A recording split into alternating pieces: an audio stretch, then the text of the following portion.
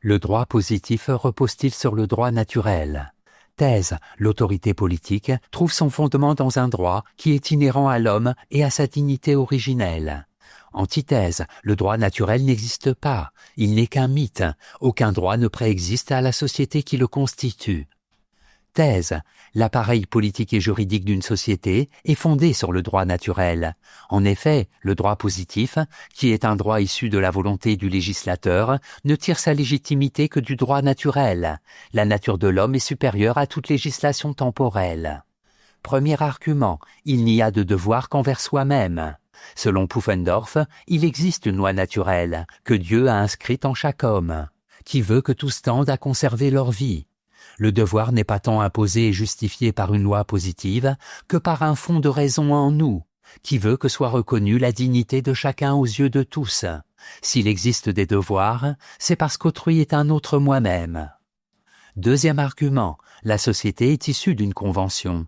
Parce que l'homme est par nature porteur d'un droit, à la vie et au respect de sa personne, la société est, pour Pufendorf, le prolongement de l'état de nature. Bien que n'ayant jamais existé, cet état est une hypothèse qui sert à montrer ce qu'est et doit être la société, le fruit d'un contrat que les citoyens passent entre eux afin de maintenir la paix et la sécurité. Deuxième argument, la sociabilité des hommes repose sur un devoir d'humanité. La nature humaine, universelle parce que partagée par tous, est le véritable fondement des lois de la société. Selon Pufendorf, une amitié générale définit notre sociabilité naturelle. Si nul n'est tenu d'entrer en société, dès que l'on s'engage à devenir un citoyen, la fidélité à sa propre promesse prévaut sur la loi. En bref, c'est parce que les hommes sont naturellement sociables que la société, fondée sur un sentiment d'amitié universelle, est possible. Les lois qui la constituent ne font que garantir un droit naturel inscrit dans la nature même de l'homme. Antithèse, le droit naturel ne fonde pas le droit positif. En effet, parler de droit naturel ne veut rien dire. Il n'existe pas, puisqu'en dehors de la société, aucun droit n'existe. Le droit résulte de conventions et de décisions établies par les hommes. Premier argument, le droit naturel n'est pas même un droit. Pour parler de droit naturel, encore faudrait-il pouvoir le rapporter à une réalité définissable. Or, si le droit se réfère toujours à un autre droit, celui de se vêtir et de se nourrir, on ne voit pas à quoi se réfère un droit naturel au premier. Selon Rousseau, le droit naturel n'est que la volonté du plus fort de transformer sa force en droit. Du contrat social. Deuxième argument, le droit naturel n'est qu'un fait physique. Le droit naturel n'a que l'apparence d'un droit. Il n'est qu'un état caractérisé par l'instinct. Pour Spinoza, on ne peut parler que de droit de la nature au sens physique du terme. Par exemple, les poissons sont déterminés par la nature à nager. Traité théologico-politique. On ne peut en rien tirer d'une force physique un pouvoir moral. Troisième argument, le droit positif ne repose que sur la coutume. Si les lois qui constituent la société reposaient sur un droit naturel universel, celles-ci partageraient cette universalité et ne varieraient jamais. Or, constate Pascal, on ne voit rien de juste ou d'injuste qui ne change de qualité en changeant de climat.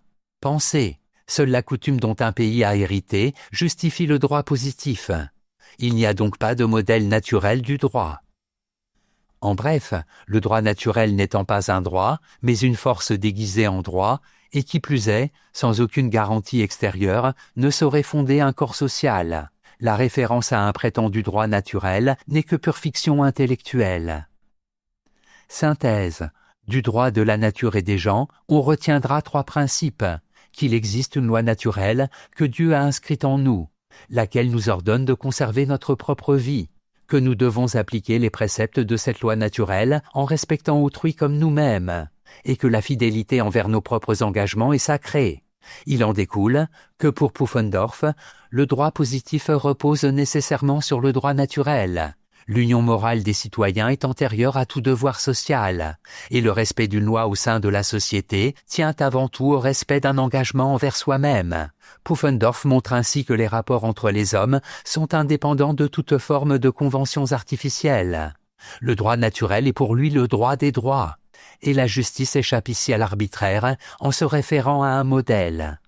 Notes et commentaires, Samuel von Pufendorf, 1632-1694, historiographe et conseiller du roi de Suède. Il est reconnu comme le père de l'école du droit naturel. Il influença fortement Locke, Rousseau et Kant, et demeure l'inspirateur du droit français, ainsi que des principes de la Constitution américaine de 1787. État de nature, hypothèse philosophique selon laquelle on se représente l'homme avant son entrée en société. C'est une hypothèse féconde pour juger de notre état présent. Citation. Il est de droit naturel qu'il y ait en général quelques engagements volontaires entre les hommes, sans quoi il ne saurait y avoir de paix et de société durable parmi le genre humain. Pufendorf, du droit de la nature et des gens.